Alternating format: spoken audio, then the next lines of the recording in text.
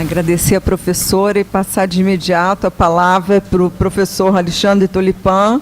Ele é o representante da OAB no Comitê Estadual Interdisciplinar de Políticas de Atenção a Refugiados e Imigrantes. Doutor Tulipan.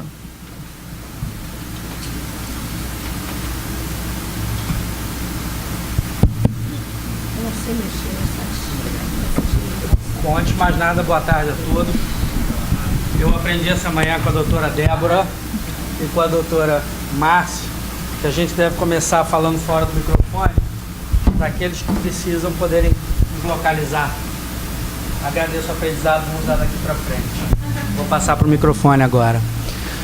Mais uma vez, boa tarde a todos. Só dando uma boa notícia à Leila. Duas boas notícias à Leila. A primeira é que, por uma portaria, agora não lembro de cabeça o nome, os refugiados não precisam pagar mais a taxa para emissão da carteira. E de novembro a dezembro essa portaria. E outra portaria de novembro a dezembro facilitou bastante o processo de naturalização. A Polícia Federal agora tem 90 dias para mandar o relatório dela para o Ministério. E a experiência é que está chegando realmente muito rápido. Em 2, 3 meses estão chegando as carteiras. Tá?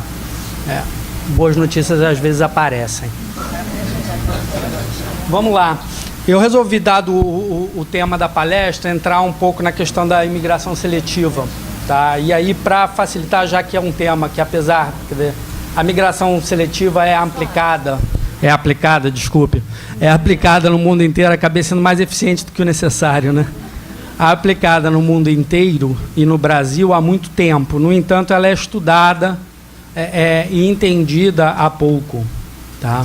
Ainda não existe uma definição específica, pelo menos do ponto de vista acadêmico. A gente extraiu desse autor, do Kessels, uma tentativa de montagem de uma definição aqui. Basicamente, o que se diz é que o governo, de alguma forma, define quem é que ele quer como imigrante. O que o imigrante pode trazer que vai fazer ele ser aceito no país. Tá? Nossa história, a história brasileira reflete um pouco da história mundial. Tá? Até 1891, basicamente, não existia muito controle migratório. Todo mundo que chegava aqui ficava. Inclusive, na Constituição de 1891, foi feita uma naturalização compulsória de todos que aqui viviam, a não ser que a pessoa tinha um prazo de 6 meses, se não me engano, para se manifestar contra isso, senão seria considerado brasileiro. E esse foi o começo de lei de estímulo a quem quer que veio, e foi aí que começou a se traçar e se definir quem é que o Brasil queria. Eu vou entrar um pouquinho aqui nessa história porque ela é importante para definir o resto dessa palestra. O que acontece? Até então, o trabalho no Brasil era feito por escravos. Era trabalho barato, infelizmente uma violação grave de qualquer direito ou moral, mas era o trabalho que existia no Brasil. Veio a Lei Áurea, veio o fim do tráfico negreiro e o Brasil, apesar de ter mão de obra, ficou pensando: como é que eu faço para expandir a minha mão de obra e começar a embranquecer o Brasil? Desculpe dizer, mas foi esse o pensamento na época: vamos embranquecer o Brasil. Então começou a se fazer imigração subsidiada. Significa que começou a mandar-se informes para o mundo inteiro. A Itália foi uma das que mais mandou gente, até hoje é uma das que mais manda imigrantes para o Brasil, que vinham para trabalhar nas plantações. Depois de tanto tempo de trabalho nas plantações, eles ganhariam terra para ficar no Brasil. Tá? Essa mentalidade de embranquecimento vem até hoje de forma mais ou menos subreptícia na nossa legislação. Tá? Restrição à imigração só começou de verdade com Getúlio Vargas. Foi quando ele começou a definir quem não poderia entrar no Brasil. E as duas primeiras regras, uma que vem até hoje sendo usada, apesar de que em teoria é ilegal e inconstitucional por causa da resolução da OIT 111, mas até hoje vale, que é a lei dos 2/3, que não permite que uma empresa contrate mais de 1/3 de estrangeiros para sua força de trabalho. E a outra, que essa caiu em desuso, mas na época foi importante para evitar os quistos étnicos, que basicamente dizia que a partir de um certo número de estrangeiros da mesma nacionalidade, eles começavam a barrar aquela nacionalidade para que, de repente, não chegassem 1 milhão de alemães e transformasse o Brasil numa nova Alemanha. Tá? A lei que até hoje vigora e controla a nossa imigração é a Lei 6815 de 80. Tá? Foi uma lei da década de 70, que foi aprovada em 80, entrou em vigor em 80. Portanto, uma lei da ditadura militar. Tá? Ela segue padrões, quase que padrões mundiais, em que condiciona a imigração à segurança nacional, interesses econômicos, sociais, e basicamente dá o poder disso à Polícia Federal e aos consulados decidir quem entra, quem fica e quem tem visto. Tá? O estrangeiro, o Estatuto Estrangeiro deixa bem claro qual é o que ele quer. Objetivará primordialmente proporcionar mão de obra especializada para os setores da economia nacional, visando política nacional de desenvolvimento. Não vou ler todo o artigo, mas basicamente o que ele está dizendo eu só quero trabalhador especializado, com formação, e a gente vai ver nos dados mais à frente que isso é bem refletido nos dados migratórios. Tá? Só para notar que as decisões sobre imigração no Brasil são basicamente do CENIG, vale também mencionar que no caso do refúgio é feito pelo CONARE, tá? No caso de pedido de refúgio. Aqui estão os dados migratórios relevantes. Começando primeiro, lembrando que desde 2010, desde antes disso, o Brasil vem recebendo uma leva cada vez maior de estrangeiros. Mas o número de vistos vai caindo.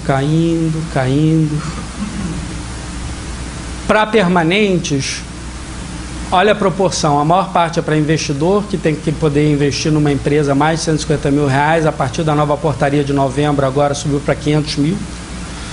De dezembro, perdão. E administradores, gerentes, diretores executivos. Qual será a cor dessas pessoas? Eu me pergunto. Só 31%, e eu sou capaz de apostar que se você entrar nos detalhes do 31%, está a migração afetiva, aquela que não tem muito controle do Estado, que é a pessoa casada com brasileiro, pai de brasileiro, que o Estado, bem ou mal, porque é só 31%, não está afetando muito a vida do Estado. Mais uma vez, dados importantes sobre a migração no Brasil. Olha onde é que está a maior parte da migração, superior completo ou o equivalente. De novo, qual será a cor? E para deixar claro qual é a cor, olha os países de vinda: Itália, Portugal, França, Espanha, Reino Unido, Alemanha, Estados Unidos. Únicas exceções: Japão, China e Coreia do Sul. Tá? A grande maioria interessantemente, a grande maioria dos migrantes continuam vindo da Itália e do Japão, que tem uma história longa com a gente, mais que centenária, de migração para o país. Vamos lá. Se a gente vai falar de migração seletiva, a gente tem que primeiro entender no âmbito internacional o direito à migração. E o direito a migrar é o primeiro deles. O direito a migrar é importante, que apesar do nome dá a impressão de que existe um direito universal das pessoas irem de um lado para o outro, mas na verdade o que existe é um direito a emigrar.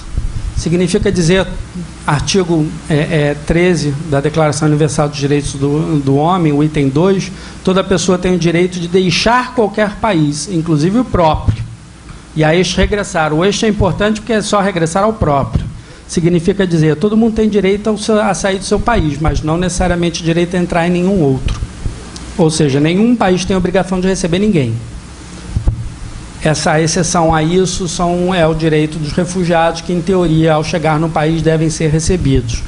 Mas, como vocês vão ver lá na frente, a decisão de quem é refugiado também é uma decisão do país ainda, o que dá a ele alguma liberdade de dizer que não, essa pessoa não é refugiada.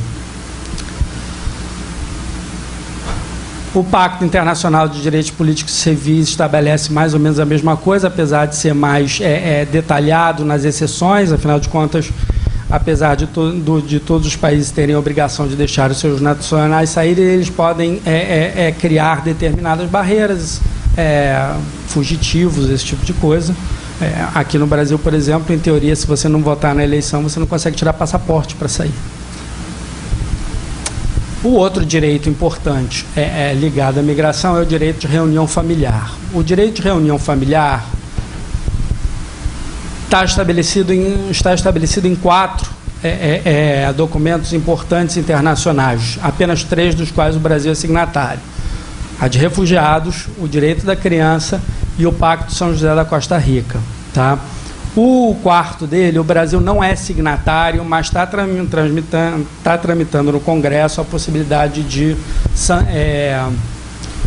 ser sancionado pelo Congresso, tá? Que é a Convenção Internacional sobre a Proteção dos Direitos dos Trabalhadores Migrantes e membros de suas famílias. Significa dizer aqui que, se você tem um visto válido, você pode trazer sua mulher, sua filha, seus filhos. Em teoria, até em alguns casos, pais. Se a criança vem, se o pai necessita de manutenção, também pode ser trazido. Eu vou passar rápido pelo direito dos refugiados por 2 motivos. Primeiro, porque eu acho que já foi bem abordado pela doutora Leila. Obrigado, o que facilita chegar aos 20 minutos, já que eu tinha planejado 30 aqui. E a outra razão é porque eu, na verdade, eu quero tocar na ferida lá na frente. E os refugiados, por incrível que pareça, não são a maior ferida no que toca a violação de direitos humanos, para mim. Porque existe uma proteção internacional dos refugiados. O Brasil, inclusive, tem uma legislação bastante avançada quanto a isso. Nossa legislação de direito internacional, de direito de refugiados, é a mais avançada, porque, além de adotar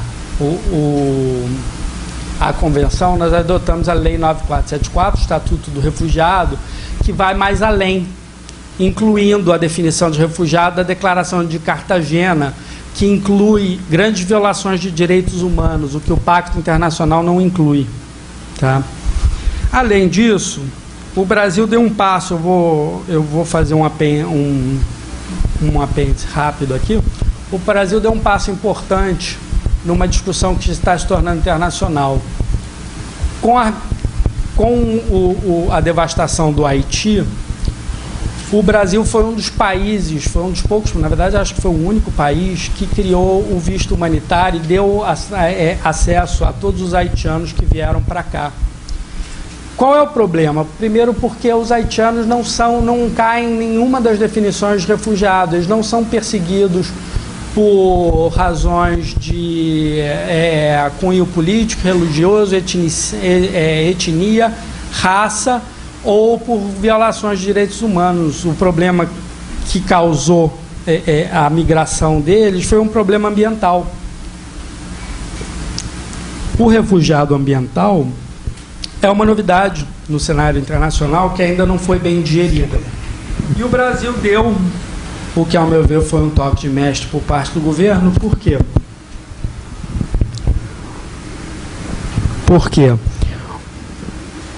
Porque você não conseguia botar eles como nenhuma das outras maneiras de receber, e não podia definir eles como refugiados sem ter que tocar na questão dos refugiados, que internacionalmente ainda está sendo discutida. Só que não dar nenhum tipo de amparo para eles significa deixar eles à mercê do tráfico internacional de pessoas, dos coiotes, das travessias espúrias pelo mar, pelos mares do Caribe, do Pacífico e por todos os tipos de violações e de perigos. Agora eles podem simplesmente bater no consulado brasileiro, pedir o visto, entrar no avião e vir para cá. Agora em outubro, se não me engano, ficou decidido que o consulado brasileiro em Haiti ia distribuir 2.000 vistos para haitianos por mês. Tá? É interessante falar dessa situação com relação aos haitianos e aos refugiados, porque se a gente está tão avançado assim com relação a esses, com relação aos imigrantes, a gente ainda está no século passado. A gente ainda trata dos imigrantes com poucos direitos. Em alguns países da América Latina, até direito a voto já está sendo discutido, se não implementado. E aqui no Brasil eles continuam sendo, apesar do artigo 5º da Constituição falar, apesar de tudo, eles ainda são tratados como algo à parte. Bom, eu vou entrar agora na questão do direito à educação. O direito à educação, a Convenção do Direito das Crianças de 89, diz que é proibido você discriminar, por óbvio que é, e os direitos trabalhistas também não permitem a discriminação. Aí vem a Convenção 111 da OIT, que trata da não discriminação, que inclusive transforma em nula, ao meu ver, a legislação do Vargas sobre os 20%, sobre o terço da mão de obra estrangeira. Tá? Agora está na hora de tocar na ferida. Qual é o grande problema da imigração com relação a direitos humanos? Não está naqueles que a gente deixa entrar, não está, quer dizer, os refugiados são um grande problema, mas eles têm uma proteção própria. Os que não têm proteção são aqueles que não são deixados, não são dados visto, mas deixam entrar. A grande hipocrisia da nossa era, os Estados Unidos, a Europa, e o Brasil reflete isso aqui. Aqueles que não se encaixam dentro do modelo que a gente quer entrar, a gente vai deixar entrar, vai deixar trabalhar. Só que a gente não vai deixar ele ter acesso à justiça. Mas o artigo 5º diz que eles têm acesso à justiça. Mas se você não tem documento para estar aqui, você vai ter coragem de parar na frente de um juiz para perguntar alguma coisa? Direito à educação. Se você não tem documento, você vai conseguir registrar o seu filho na escola? E pior, você estava preocupada com a questão de registro na República Dominicana. Aqui no Brasil, a gente recebeu denúncias agora de que os notários, os cartórios, não estão registrando filhos de ilegais no Brasil, nascidos no Brasil. Brasileiros não estão sendo registrados com a desculpa de que os pais não são brasileiros, quando não tem lugar nenhum na Constituição que permita isso. A gente vai ter que enfrentar isso no começo do próximo ano, falar com a Corregedoria Geral de Justiça para intervir junto ao oficial, os cartórios, e avisar que isso não pode ser feito. Mas aí volta, e o direito à educação? E o direito à saúde? Quantos desses vão poder acessar a UPA, aos hospitais, afora, chegar sem documento nenhum depois de um acidente de trânsito, que certamente eles vão ser atendidos, como qualquer outro, provavelmente vão ficar no corredor deambulando, mas qualquer um que queira ver uma gripe ou ver um problema de saúde que não seja desse porte, não vai ter acesso à saúde. Acesso a trabalho, eu já falei, como é que você vai botar algum empregador seu na justiça quando você tem medo de que o juiz até deu uma sentença positiva? Afinal de contas, o TST já definiu que os direitos trabalhistas são devidos a mesmo que irregular, mas e o medo dele de que esse mesmo juiz oficie a Polícia Federal para informar que tem um estrangeiro irregular aqui na minha frente? Isso não costuma acontecer, mas o medo existe, eles não recorrem. Afinal de contas, eles estão em situação precária. Levantar dessas lebres principais, tem tudo aquilo que a gente vê no dia a dia.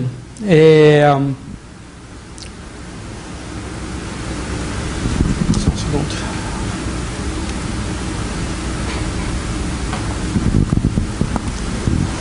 Eu estou representando a OAB já há uns 4 anos, talvez, junto ao CEIPAR-M. Há pouco tempo ele costumava chamar CEIPAR, é o Comitê Estadual Interdisciplinar de Proteção e Apoio a Refugiados, e agora há pouco tempo virou Refugiados e Imigrantes, em grande parte porque eu pressionei para incluir imigrantes, e já avisei no CEIPAR-M que a partir do próximo mês, do próximo ano, eu vou começar a pressionar para se falar dos direitos desses imigrantes que estão ilegais, que estão, desculpe, eu não gosto de usar o nome ilegal, mas que estão indocumentados no país. Eles são frutos de um sistema que, obviamente, no Brasil só reflete aquilo que acontece no mundo. O Brasil é até razoavelmente melhor. Se alguém vai gritar lá no fundo, mas o Brasil faz a cada 4 anos